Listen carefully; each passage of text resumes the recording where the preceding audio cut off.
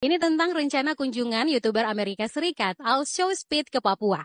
Rencana ini memancing diskusi menarik di kalangan netizen Indonesia.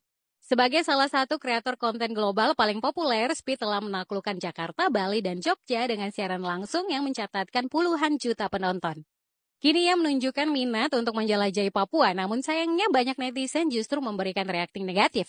Beberapa netizen Indonesia merespon rencana kunjungan Speed ke Papua dengan penuh kekhawatiran, bahkan menyarankan agar dia membatalkan kunjungannya karena dianggap tidak aman. Hal ini terlihat dalam percakapan di media sosial, di mana beberapa komentar mengaitkan Papua dengan konflik dan situasi yang berbahaya. Komentar-komentar ini bukan hanya meresahkan, tetapi juga nilai rasis, merendahkan warga Papua, dan hanya ingin memproyeksi citra buruk tentang wilayah paling timur Indonesia ini.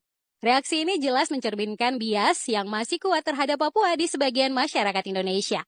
Pria bernama lengkap Darren Jason Watkins Jr. ini sendiri menanggapi langsung sikap netizen Indonesia itu dengan menilai mereka rasis. It's these trolls in my chat saying Papa is fire and they're saying Papa is trash. Like, just because you're not from that city, don't say it's trash, bro. Like, stop being so biased. Like, god damn. Like, chill out, bro. Don't be biased because you're not from that city. Alright? Don't be biased. Pandangan negatif yang dilontarkan netizen bukan hanya salah kaprah, tetapi juga mengabaikan realitas kehidupan sehari-hari di Papua. Fakta bahwa masyarakat Papua hidup dengan damai di banyak wilayahnya seringkali terlupakan. Bahkan beberapa netizen dari Papua yang menanggapi komentar tersebut dengan bijak, menegaskan bahwa mereka hidup dengan tenang dan aman, senyaman tinggal di Jakarta dan Bali.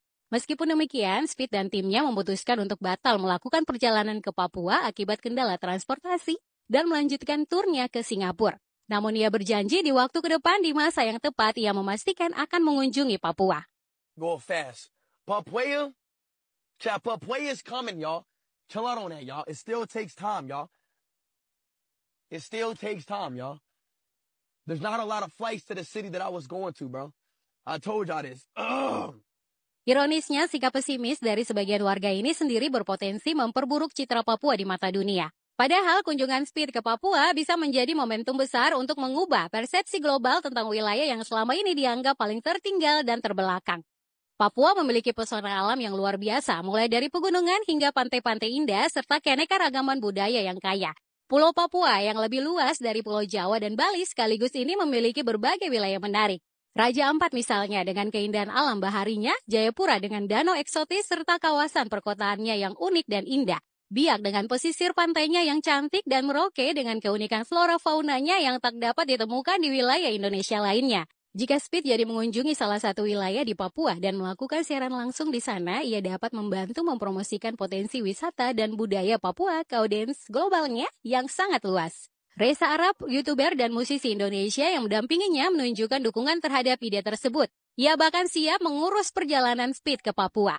Muhammad Al-Katiri, komika asal Fakfak yang juga meramaikan percakapan ini dengan mengonfirmasi bahwa Speed telah menghubunginya untuk menemani kunjungan ke Papua.